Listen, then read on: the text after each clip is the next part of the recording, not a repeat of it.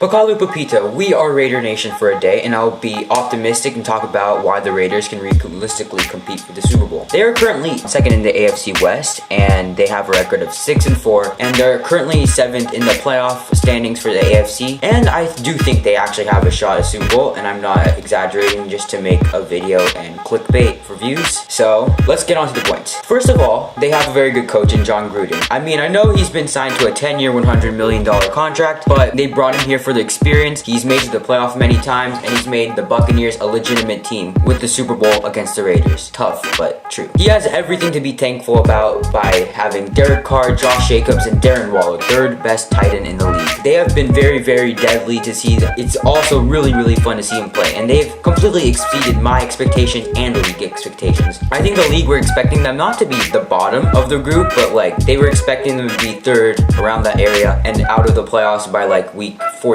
So it's a nice surprise to see the Bay be able to cheer on a playoff team like last season with the 49ers. But they can make 12-4. I think it's legitimately possible with their easy schedule they have. They have the Chargers, they have the Jets, they have the Broncos. You see what I mean? They also have the Falcons to play against, so I hope it all translates to wins for them, and it will give them a big self-boost if they can win 6 out of 6, and it will give them a good spirit along with the fact that they won in Arrowhead against the Chiefs. That's a big plus. Their offense showed up big with the deep balls to Nelson Agholor, Henry Ruggs. And talking about Henry Ruggs, he's been a good part of it, and players like him, Agholor, Crosby, Carlson, Abram have showed their worth this season, and they can be an underdog team to make it far. So what needs to happen is Henry Ruggs needs to have a breakout like playoff, because he might not be posting the best amount of yardage this season, but we know he has the talent and potential to make it far, and I think this will be a big stepping stone if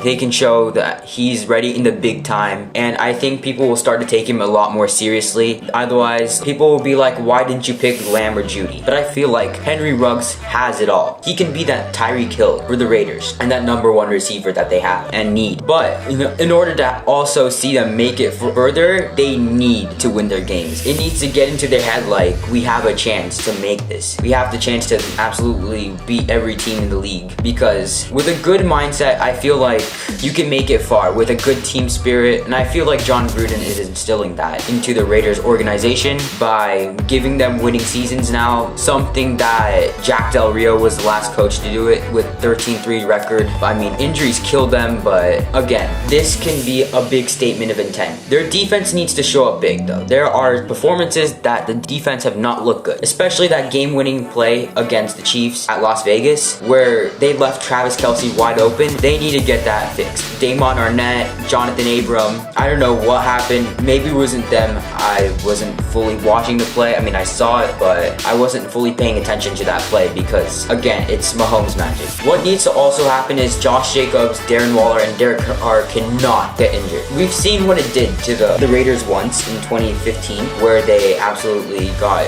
battered and Derek Carr was injured. The backup, Matt McGloin, was injured, so they had to put in Michigan State product Connor Cook. Never ended well against the Texans with Brock Osweiler, the biggest bust in recent memory. So if they can get him in and they can get Josh Jacobs back in full fitness and keep him like that, they'll have a stable running back, and they also have a really good quarterback this season. I mean, we've seen him before, but everyone was like having question marks like, is he truly the one? And I think this season, along with other seasons where he got MVP votes, has shown that yes, he has what it takes to become that franchise quarterback, and he has what it takes to lead the Raiders far into the playoffs. And Darren Waller's had a very good season. He is the 3rd best tight end in the league, behind George Kittle and Travis Kelce. Travis Kelce is the best tight end by far, but I really like Darren Waller. He's fast, he can catch, he gets open. I mean, he's their main receiving threat. I mean, Agholor has looked good. I mean, everyone makes memes out of him because he was dropping balls in Eagles territory, but I feel like this season has proved that he can do something in the league. He can produce in the league. Just like Rashard Perryman,